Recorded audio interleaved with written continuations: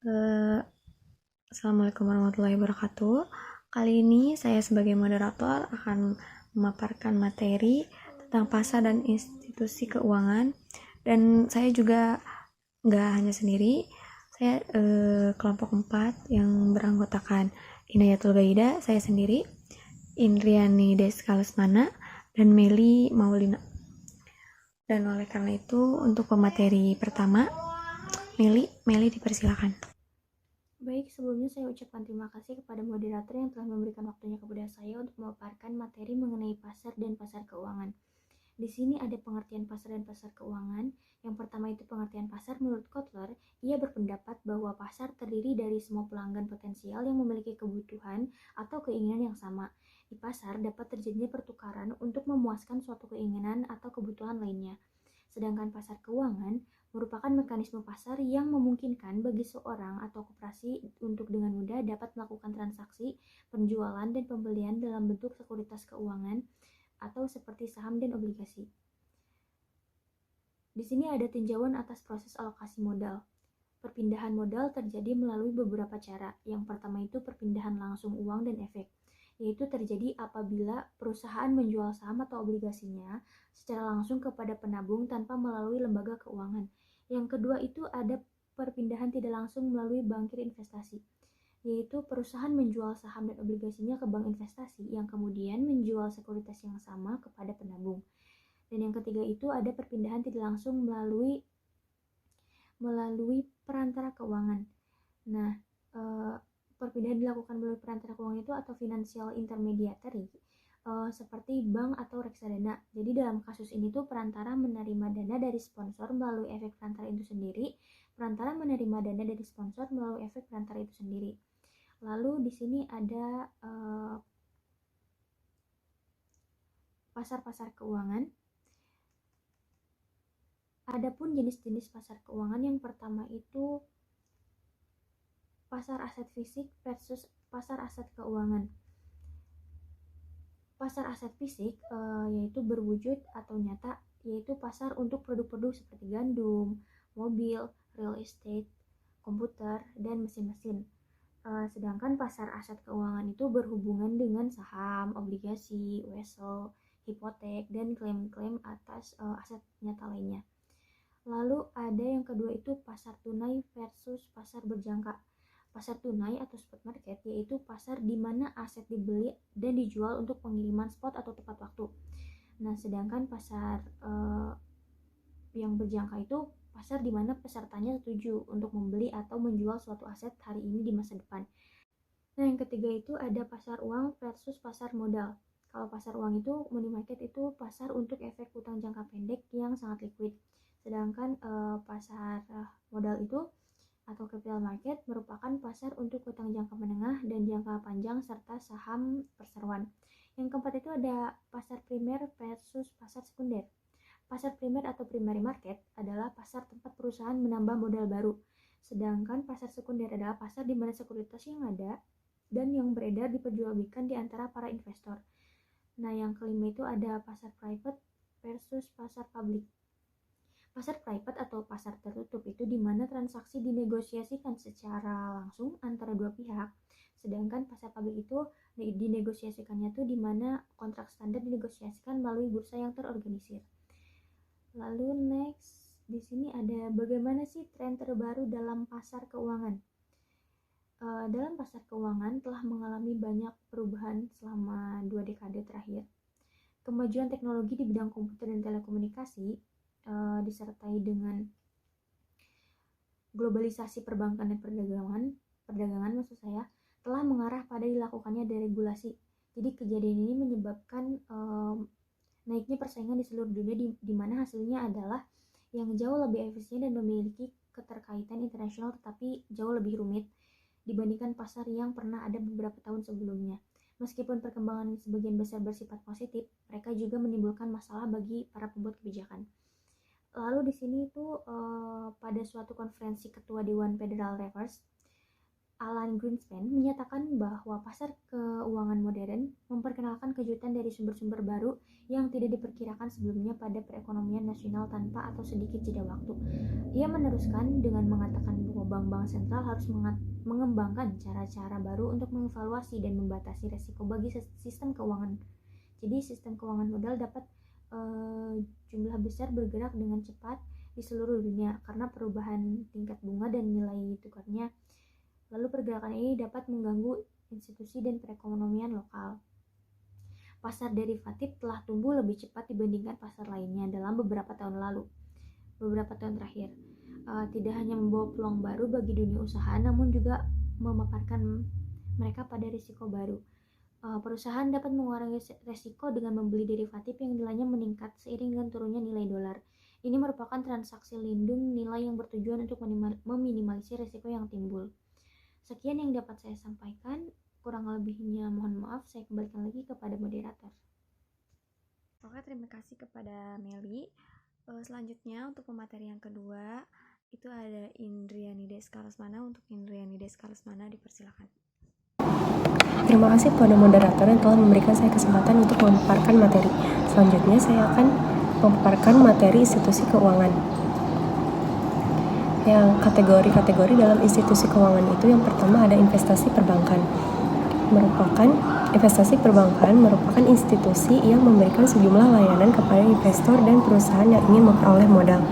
Yang kedua itu ada perbankan komersial, yaitu departemen keuangan yang melayani beragam penabung dan peminjam.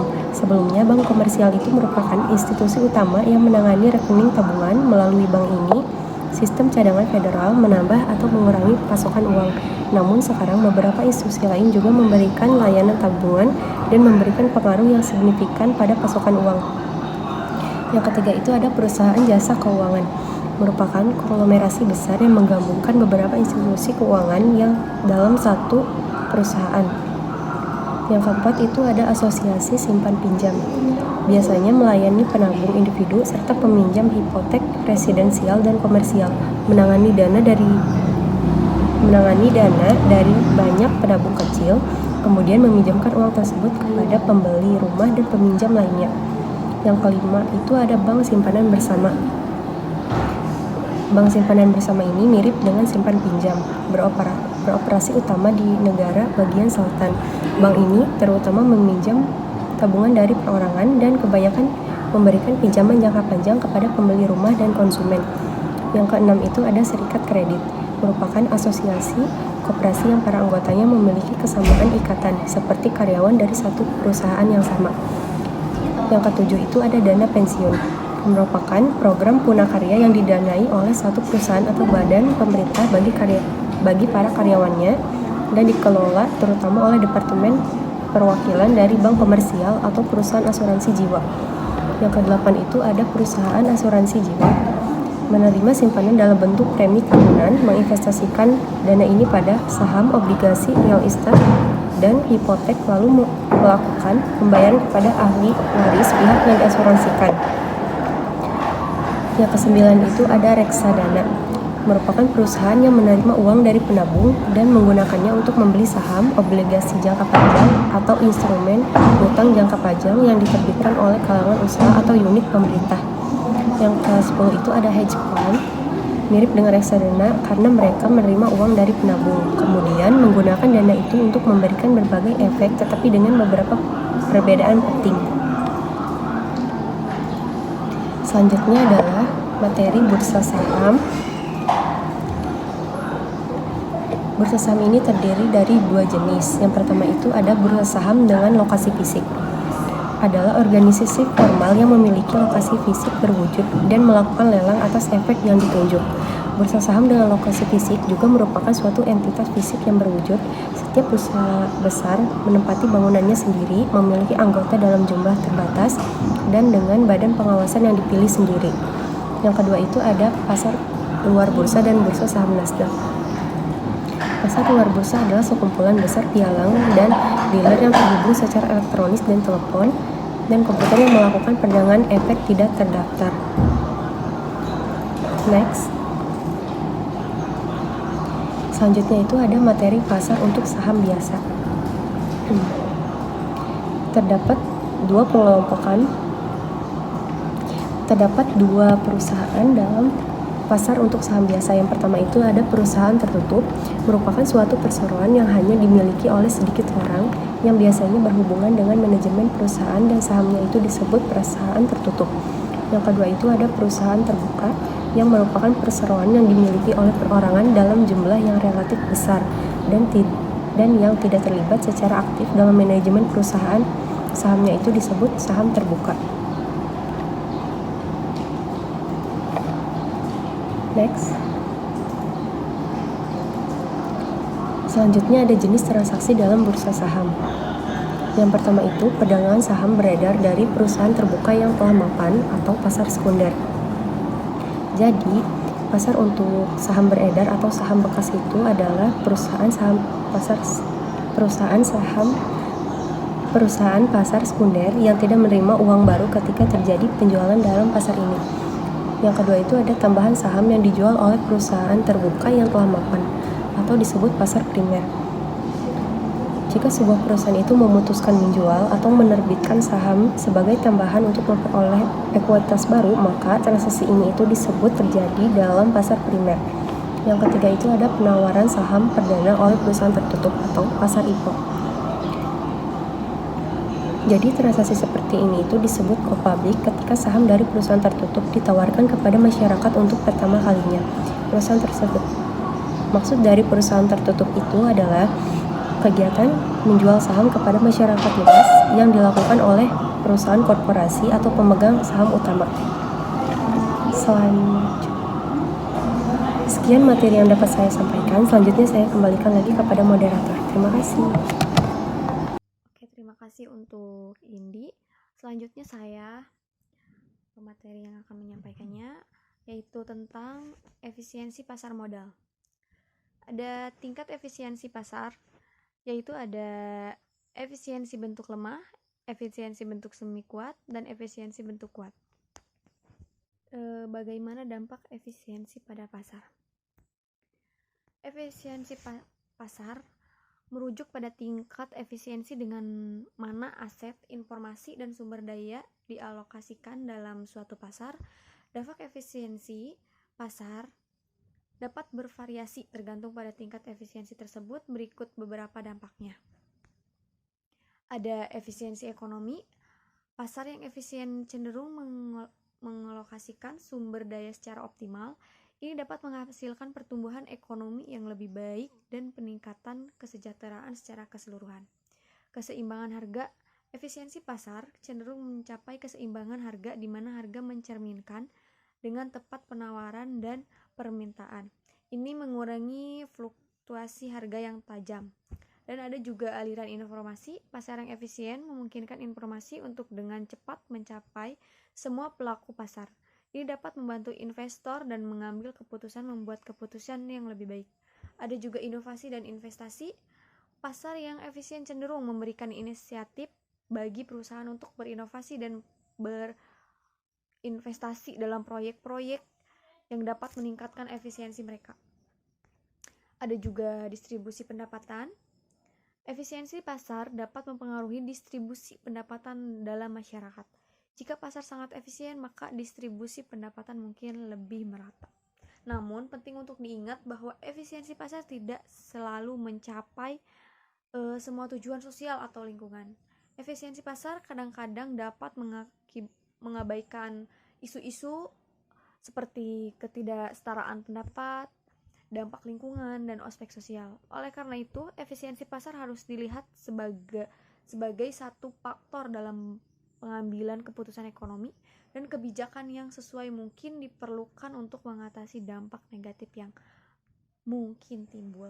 Dan ada juga apakah pasar modal efisien? Teori pasar modal efisien adalah konsep yang dikemukakan oleh Egue F. Fama pada tahun 1960-an yang menyatakan bahwa harga saham di pasar modal mencerminkan semua informasi yang tersedia dengan benar dan secara instan. Dalam pasar modal yang benar-benar efisien tidak mungkin untuk memperoleh keuntungan yang konsisten dengan melakukan analisis saham atau mencoba memprediksi pergerakan harga saham. Terdapat 3 bentuk efisiensi pasar menurut teori Fama.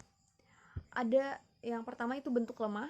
Harga saham saat ini mencerminkan semua informasi historis yang tersedia, sehingga analisis teknikal tidak dapat digunakan untuk menghasilkan keuntungan.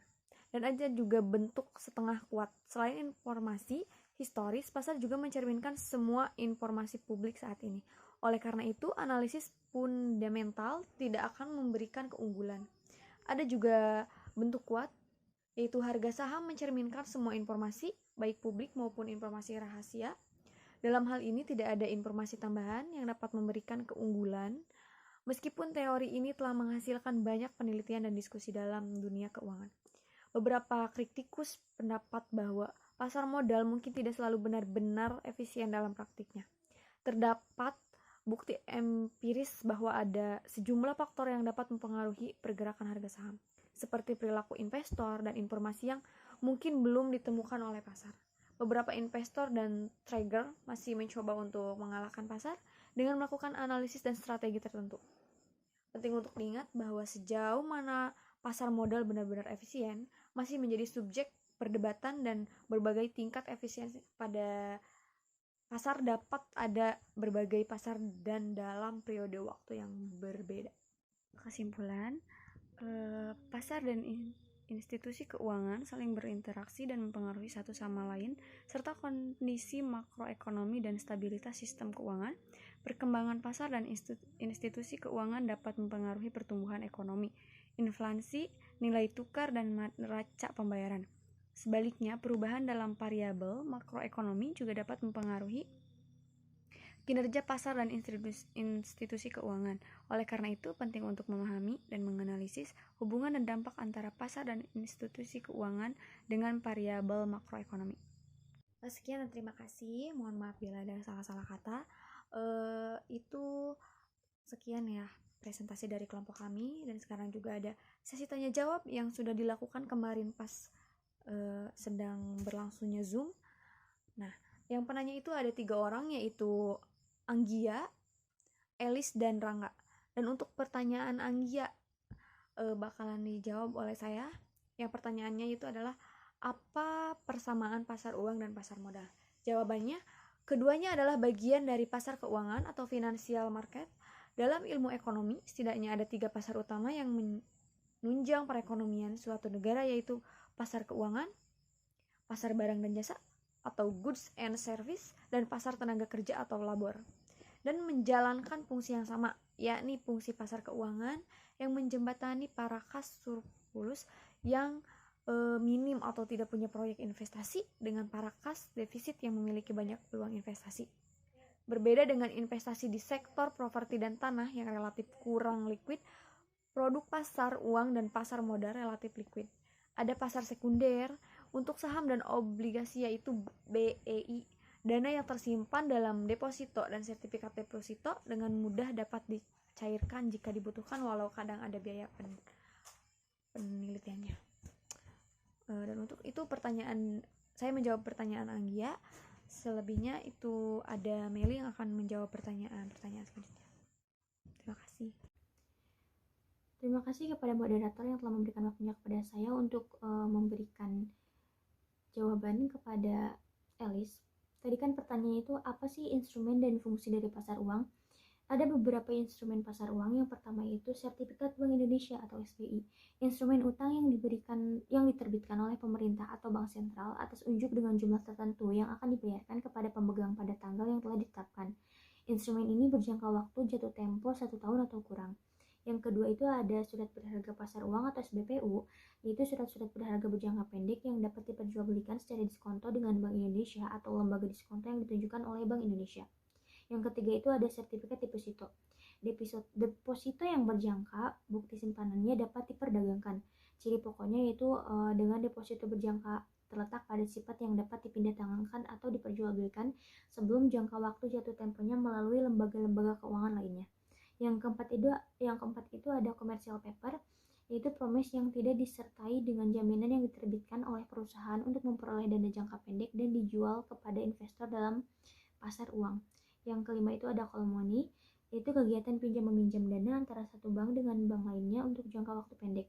Yang keenam itu ada repurchase agreement, transaksi jual beli surat-surat berharga disertai dengan perjanjian bahwa penjual akan membeli kembali surat-surat berharga yang dijual tersebut pada tanggal dan dengan harga yang telah ditetapkan terlebih dahulu.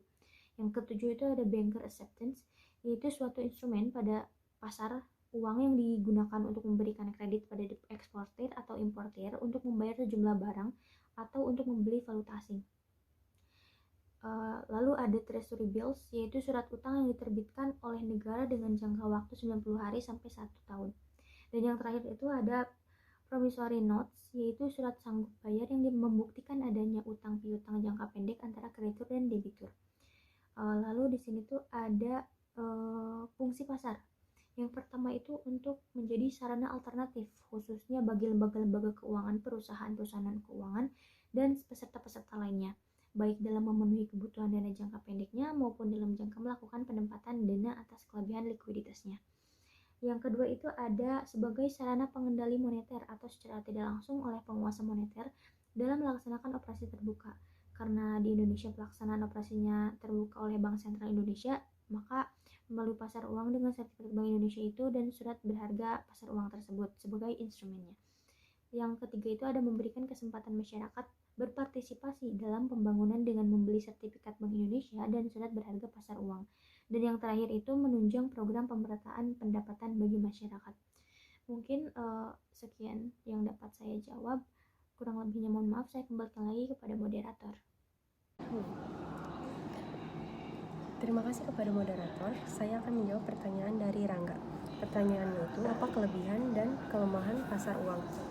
Kelebihan pasar uang itu adalah sarana untuk mencari pinjaman dana jangka pendek bagi perusahaan yang mengalami kesulitan likuiditas dan sarana untuk menempatkan kelebihan dana yang dimiliki oleh badan usaha.